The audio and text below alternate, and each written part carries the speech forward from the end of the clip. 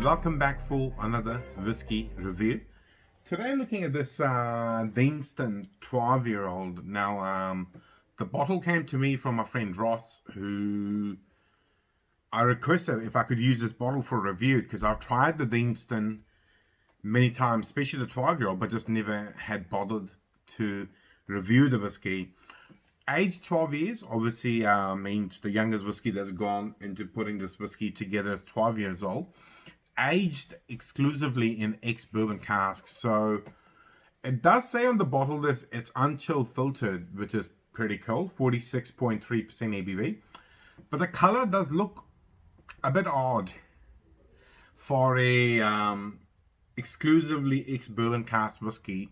So I'm not 100% sure, and I didn't bother to research. Maybe I'll look it up later if they do add or do not add the coloring in. But that looks a bit darker in color for ex-bourbon casks only. I don't have a bottle in hand just now, but doesn't matter. Color, even if they're adding it, the caramel E150 coloring doesn't really interfere with the flavors and smells. Just looks a bit odd to my eye because I drink far too much whiskey, and looks a bit different.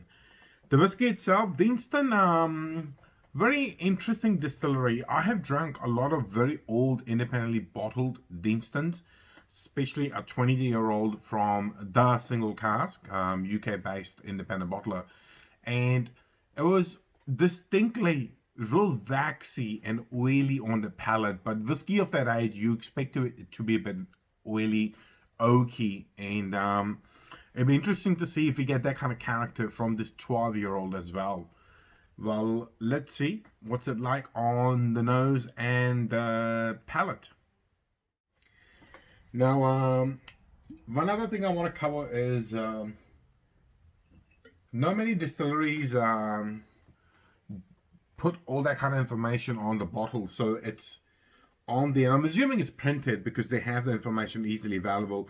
It has a distillery manager's signature, the mash man, distill man, the engineer, warehouse charge hand, and again another mash man. So not typically common these days, obviously, to put all those people's names or signatures on the label, but I guess it's decent showing that some very real people are working in the distillery and working on the craft of this particular whiskey.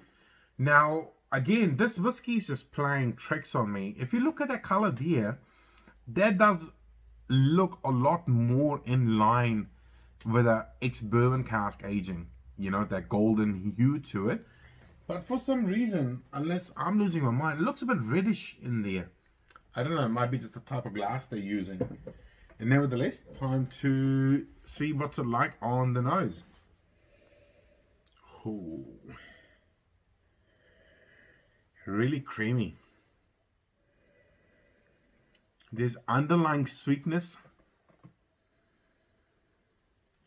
Oh. Very creamy. There's I don't want to say buttery, but creamy vanilla sweetness lingering.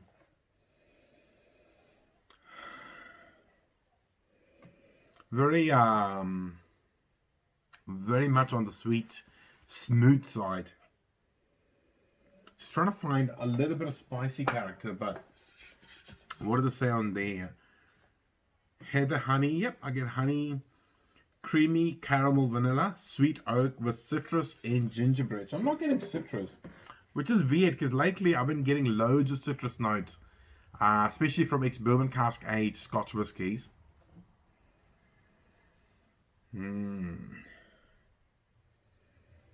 Very nice. Kind of reminds me of a particular biscuit as well.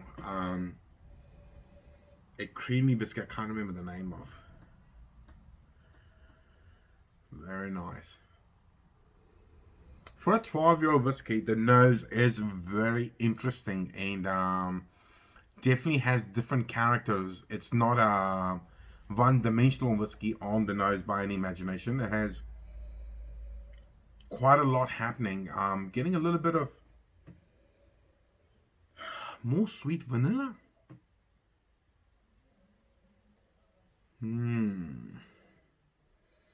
All right, time to sip it and see what's it like on the palate.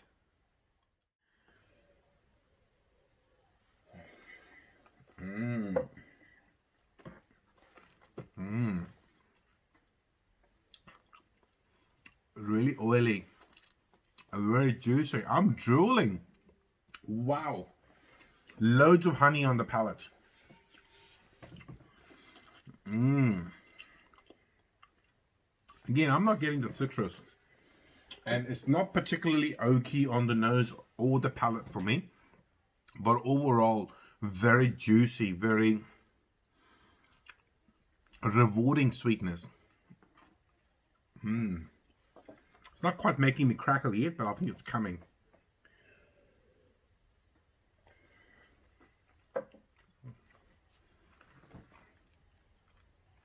Mmm. Has just a hint of minerality. Get that word right. Has a hint of minerality to it. Not quite a seaside character like a Talisker or a Bruichladdich or even the Old Pulteney, but there is just a little bit of minerality to it. But it's very satisfying. I have to say, that's a very nice 12-year-old whiskey. Very nice. I have completely forgotten what it retails for in New Zealand, but from memory, it's around 80 bucks. So sits above your usual big Glens, the Glenfiddich, the Glenlivet, and some of the other easily available teen 12-year-old whiskey. This is definitely a lot more rewarding. In terms of the finish, it is medium to short. It was on the palate and it's disappearing quickly, but it's that bit of honey is still lingering, which is very nice. Makes it very soft, very delicate, and very much on the sweeter and the smooth side of whiskies. There's hardly any noticeable spice on the nose or the palate, and definitely no smoke or peat at all, if you're scared of those things.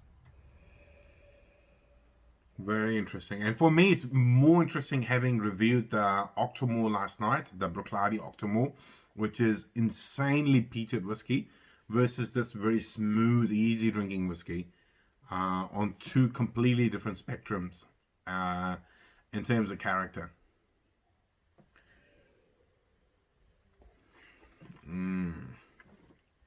Still not finding the lime on the nose or the palate, but I'm sure it's there. Well, that's all I've got to say about Deanston 12-year-old. It is definitely worth a try, especially at that retail price. That's a damn good whiskey for that kind of money, around 80 Kiwi dollars, which is around 35 to 40 pounds. And if you're liking the content, please like, share, and subscribe. Otherwise, I'll see you in the near future with another whiskey review. See you later. Bye-bye.